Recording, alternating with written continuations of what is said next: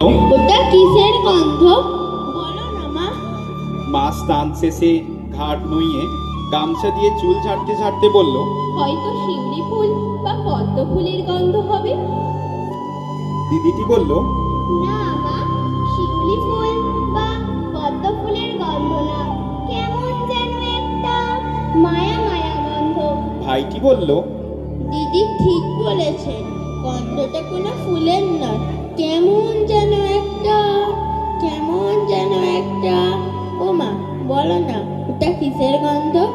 মা গামছাটিকে রোদে মেলে দিতে দিতে বলল, তবে হয়তো শিশিরে ভেজা রোদ্দুর বা রোদ্দুরে ভেজা ধানের গন্ধ। অতঃপর ভাই আর বোন মিলে নামলো গন্ধ সন্ধানে। ঘুরে বেড়ালো সারাদিন ঠাকুর দালানে, নদীর তীরে, কাছের বনে, শালুক ফোটা ঘোষ পুকুরে, পদ্ম ফোটা নীল সায়রে, আউশ ধানের সোনালি খেতে, হাজরা পাড়ায় কাকচিলে বুড়বন। কোথাও পেল না সেই গন্ধটিকে খুঁজে। বাড়ি ফিরল দুজন যখন, দুজনেরই চোখ করে ছলো ছলো।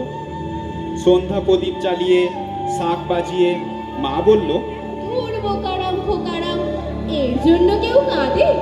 আয় আমার কাছে আয়, তোদের চোখ মুছিয়ে দিই।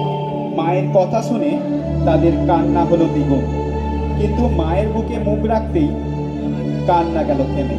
চেঁচিয়ে উঠল ছেলে ও মেয়ে আর কি মিটিস হয়ে।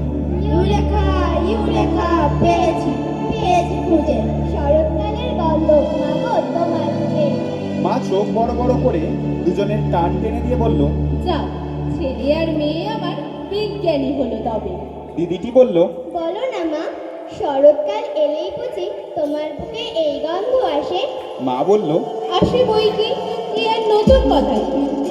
ভাইটি বলল, কেন আসে? ওরে, এ যে পুজোর গন্ধ। প্রতিটি বাঙালি মা শরৎ ঋতু এলেই বুকের ভেতর আসন পাতে। দেবী পুজোর আসন, নৈবেদ্যের থালায় সাজায় শিউলি, পদ্ম, কাশ, জ্বালায় প্রদীপ, শালুকগন্ধি ধূপ।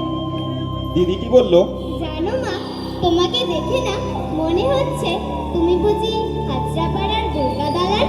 ভাইটি বলল, আর আমার মনে হচ্ছে মা আমাদের সর্বজয়া, আর আমরা দুজন অপু আর দুর্গা। নমস্কার। নমস্কার।